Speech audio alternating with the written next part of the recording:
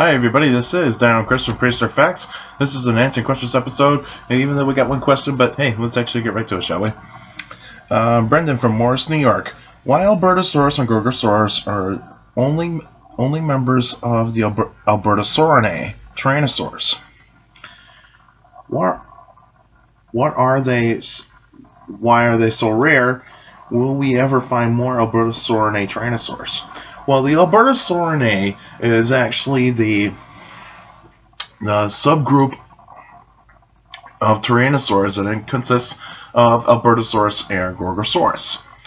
Now, when we actually are looking at these kind of dinosaurs, these dinosaurs lived between 80 to 70 million years ago, and so these dinosaurs were actually these kinds of Tyrannosaurs were fast runners. They were more used for agility. They still have very powerful bite forces, but they were more designed to actually slice meat rather than crush bones.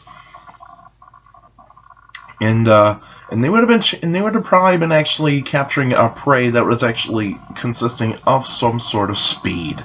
They could still attack ceratopsians if they had to, or ankylosaurs, but it depends on what the food sources are. And why are these two dinosaurs actually the only ones in this group? Well, it's because there's just not much to be found for the Albertosaurinae. Albertosaurus is the more common Albertosaurid, and then you actually have Gorgosaurus. Gorgosaurus is very rare. Why are they rare in terms of Tyrannosaurus? It's because well, you actually have to look at the circumstances in terms of the environment that they lived in, and also where they probably were fossilized. Because we do have a fossil bone bed of multiple Albertosaurus in Alberta, Canada, in Dinosaur Provincial Park. The site is called Dry Island Bone Bed, and it's actually consisting of at least 12 Albertosaurus specimens, all jumbled together. Now, could this actually be a pack? It could be, but it could also be the fact that it might be multiple animals from different areas that got caught in a flood, and then all of a sudden they just got washed up into this one single area, and then they actually just kind of got buried that way. But it still looks more consistently like a pack, and so that kind of situation. But then you also actually have to look at what kind of herbivores were around at that time. You have hadrosaurs, you have different kinds of ceratopsians, and all that sorts of stuff. But Albertosaurinae is actually just a subgroup of Tyrannosaurs. They are related to Tyrannosaurus rex and Tarbosaurus, but they're actually just a slight branch off of that. And they don't actually live towards where Tyrannosaurus rex and Tarbosaurus are actually around. Tarbosaurus is from a different continent in Asia, whereas Albertosaurus and Gorgosaurus are mostly in North America.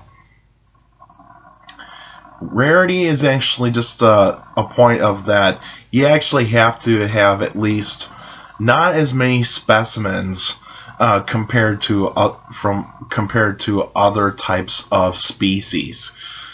For Albertosaurinae, they're not really that rare. They're just actually just not as common.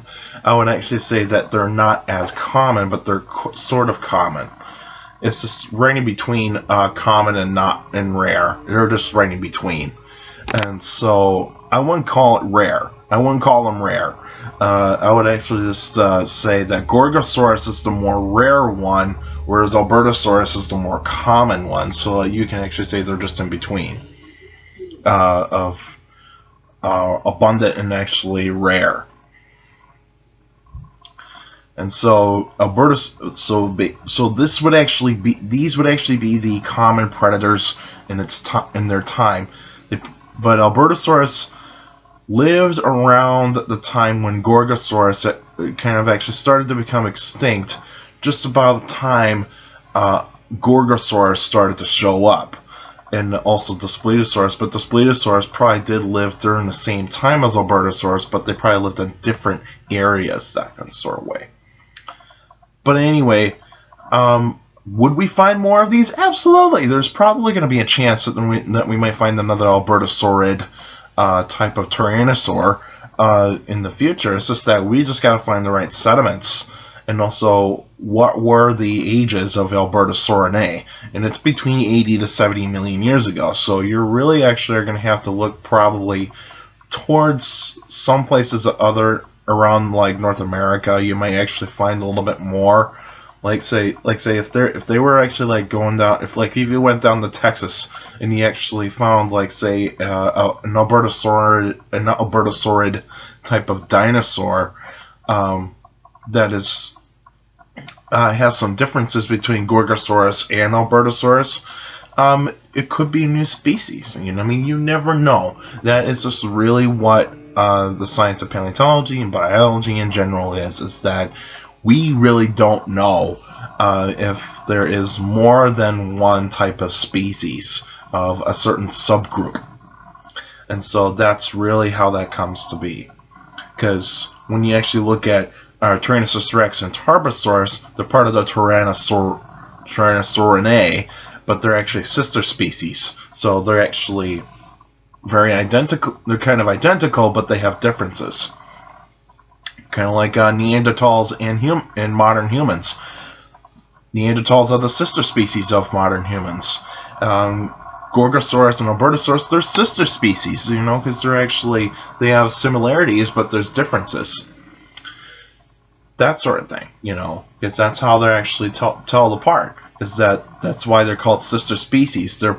They probably did live in the same time, but not in the same places. They probably and also they have some differences, but also similarities. That's why Tarbosaurus bataar is sometimes called Tyrannosaurus bataar. It's because it has almost the same similarities as Tyrannosaurus rex, but some differences, you know.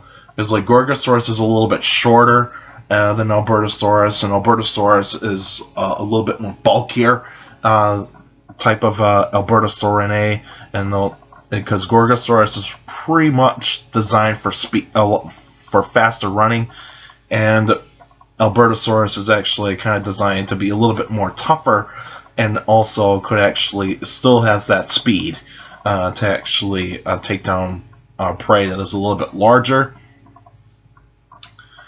But anywho, if there's more Albertosaurinae that could be discovered, absolutely. We just don't know if there's going to be the right sediments to actually find them. You know, that sort of thing. We need to find the right time range, because Albertosaurinae actually existed around 80 to 70 million years ago, so around that time of the Cretaceous. So it's really going to be hard to find out if there is really another species out there. Because, I mean, we're discovering new Tyrannosaurs all the time now, so that's really actually going to come to be of whether or not we could actually find more in the future. Alright, that's it for now. Next week would actually be a special episode, so if you got a dinosaur or any other prehistoric animal you want me to talk about, feel free to email me at dinocris71@gmail.com, or as go on the Facebook page, I have links to like lists of dinosaur names, mammal names, and sea monsters and all that sorts of stuff, but mainly vertebrates. That's what I usually talk about a lot more. But you can still send me questions, but if you still got questions about dinosaurs or any other prehistoric life, feel free to email me at dinocris71@gmail.com, or just go on the Facebook page, Prehistoric Facts of Dino Chris. Like the page, you can actually post your questions on the wall or even on the comment section in any Facebook post. But remember, keep your questions short and to the point. You can also follow me on Twitter at CSGRALL. That's my Twitter page. I post pretty cool stuff on there. Also, take care of the people around you. And also, for younger people out there, make sure to listen to your parents, your teachers, and your guardians. Those are the best motivation you can have for a good education. It's very important to have a good education, because with a good education, you do a good job in the future. Alright, that's it for now, and I'll see you guys next week.